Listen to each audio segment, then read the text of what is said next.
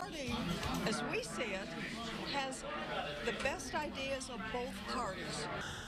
But those ideas won't be heard. Third-party candidates for governor, Cash Jackson and Sam McCann, both got some disappointing news this week. Yeah, that's right. They did. According to a polling threshold set by the League of Women Voters, they won't make the next debate. WCIA3's Capitol Bureau Chief Mark Maxwell was there. Mark, Jackson and McCann are both polling in the single digits.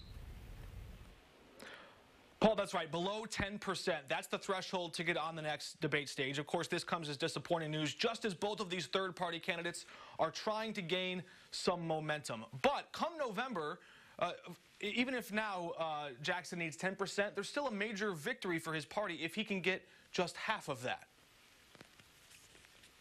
The biggest thing to get 5% on the ballot would mean to us is easier ballot access. Oh, that'll be huge. That he pulls 5% or more, that it shows that Illinois is primed and ready for change.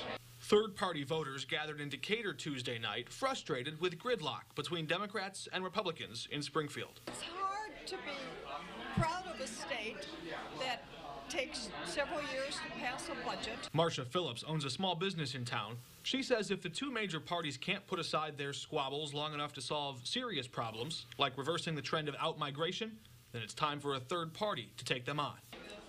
I think that it's not a bad idea because I think both parties seem to be entrenched in their old world ideas. Libertarian Cash Jackson and conservative candidate Sam McCann suffered a setback this week when the League of Women Voters announced their low poll numbers, below 10%, disqualified them for the second TV debate. They're doing exactly the opposite of what their predecessors fought for, and it's disheartening to see that from them. It's a two-party system, so, you know, it's still like clawing your way out. I'm disappointed by that. I think he did really well at his gubernatorial debate. I don't think it's their place to decide who is and who isn't viable, because we don't know who's viable until we've heard all of the solutions and ideas proposed and had those challenged next to the other candidates. People will not get their voices heard.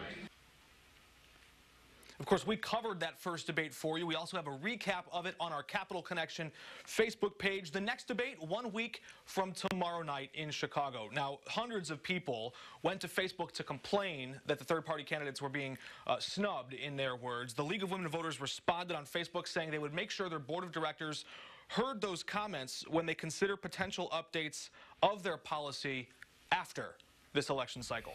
Paul? Certainly not going to help Cash Jackson and Sam McCann this time around. Mark, thanks for that update tonight.